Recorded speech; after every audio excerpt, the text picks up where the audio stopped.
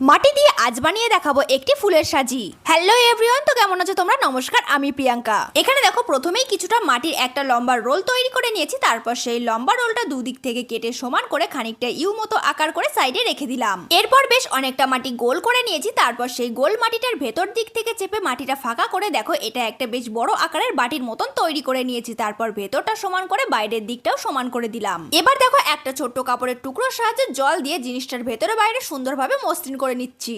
এরপর প্রথমে যে মাটির রোলটা তৈরি করে ইউ মতো আকারে রেখে দিয়েছিলাম সেটা এটার ওপর সুন্দরভাবে লাগিয়ে জয়েন্ট করে দিলাম। মাটি দিয়ে বানানো এই ছোট্ট সাজিটার ভেতরে রাখার জন্য এবার দেখো মাটি দিয়ে একটা ফুল বানিয়ে নিচ্ছি। তবে আজ আর গোলাপ জবা সূর্যমুখী পদ্ম নয়, আজ বানিয়ে নিচ্ছি মাটি দিয়ে একটি ছোট্ট ধুতরা ফুল। ফুলটা বানানোর জন্য প্রথমে বেশ খানিকটা মাটি নিয়ে একটা রোল তৈরি করে নিয়েছি। তবে সেই রোলটা একদিকটা অনেকটা সরু আর একদিকটা বেশ খানিকটা মোটা রেখেছি। মোটা দিকটা কিন্তু ভেতরটা ফাঁকা করে দেখো পাপড়ির অংশটা করে নিয়েছি আর নিচের দিকটা দেখো ডান্টিটা করে নিলাম। তবে এখানে যতটা সমান দেখা যাচ্ছে ধুতরা ফুলের পাপড়ি অতটা সমান হয় না, বেশ অনেকটাই আঁকা বাঁকা হয়। তাই এখানে যতটা সম্ভব বাঁকানোর চেষ্টা করলাম। ফুলটা তৈরি, তবে ধুতরা ফুলের ভেতরে কিন্তু বেশ কয়েকটা পরাগদণ্ড থাকে, সেজন্য এখানে প্রথমে কিছুটা মাটি দিয়ে অল্প একটু একটু রোল তৈরি করে নিয়েছি। আর দণ্ডটার জন্য এখানে সরু সরু নারকোল পাতার কাঠিগুলো ব্যবহার করেছি। এবার এগুলো সাইডে রেখে দেখো ফুলটা বাইরের দিক থেকে প্রথমে সুন্দরভাবে মসৃণ করে নিয়েছি। তারপর ভেতর দিক থেকে মসৃণ করে নিলাম। এবার ওই পরাগদণ্ডগুলো একে একে এই ফুলের ভেতরে লাগিয়ে দেবো। এর আগের লং ভিডিওতে তোমাদের থেকে আমি প্রচুর ভালোবাসা পেয়েছি, সেজন্য তোমাদের প্রত্যেককেই মন থেকে ধন্যবাদ জানাই। এবার দেখো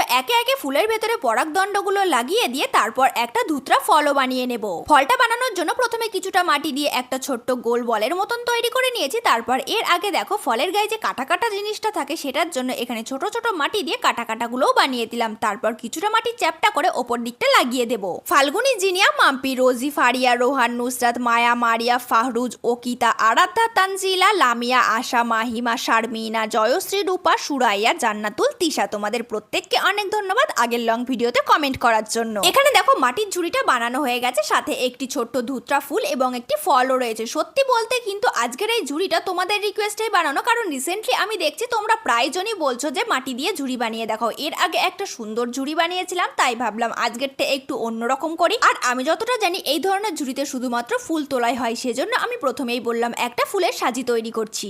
যাই হোক, এখানে দেখো প্রথমে ঝুড়িটাতে সুন্দরভাবে প্রাইমার করে নিলাম। তারপর ধুতরা ফলটা প্রাইমার করেছি। এবার দেখো ধুতরা ফুলটাতেও প্রাইমার করে নিচ্ছি।